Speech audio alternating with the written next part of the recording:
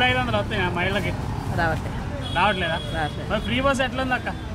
మేము పోతే కదా ఫ్రీ బస్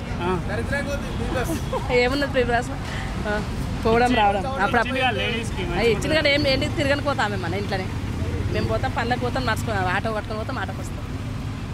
మరి పెళ్ళైన ఆడపిల్లలకి తులం బంగారు ఇస్తాను ఇక అది అయితే తెలియదు అన్న. మరి 500 గ్యాస్ బి మాకు 500 పడతలేవు అసలు మాకు గ్యాస్ పైసలు అయితే పడతలేవు మాకు రావట్లేదు.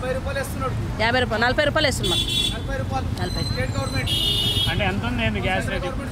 880 40 అప్లై చేసినాం ఫోన్ వచ్చింది అంతే. ఏమో మరి తెలియదు. కేసీఆర్ ఆయన అదే బెస్ట్. మరి నేను ఏం చేసిండు అన్ని రేట్లు పెంచేసిండు. ఏమన్నా మరి అన్ని రేట్లు పెంచేసిండు. ఇల్లు కట్టుకున్న వాళ్ళు రెంట్లు బి పెంచేసారు మొత్తానికి.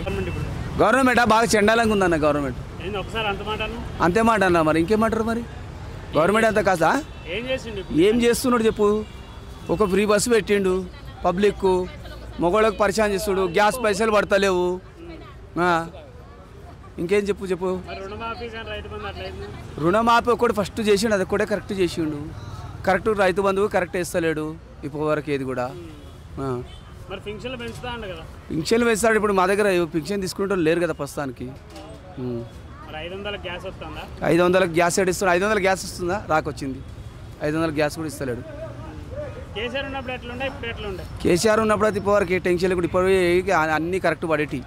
వాడు కొంపలు ముంచుడో తిన్నడో తెలియదు మనకు భగవంతుని గారికా. కానీ కేసీఆర్ గవర్నమెంట్ ఉన్నప్పుడు పర్వాలేకుండే. ఈయన గవర్నమెంట్ ఏవి కరెక్ట్ పడతలేవు టయానికి ఏవి రావట్లేదు అంతే. అది అప్పుడప్పుడు చూస్తాం. ఇంకా 3 సంవత్సరాలు 4 సంవత్సరాలు ఉంటాడు కదా ఏం చేస్తాడో చూస్తాం. మంచి చేస్తాడా చెడు చేస్తాడా? పంచాయతీ ఎన్నికలు ఉంటాయి చూద్దాం. పంచాయతీ ఎలక్షన్లకు ఏం చేస్తాం మరి విలేజ్ వెళ్ళాలి మనం. విలేజ్లో ఉంది ఓటు. గవర్నమెంటా ఇక అట్లా ఏం నచ్చలేదు నాకు. నచ్చలే గవర్నమెంట్.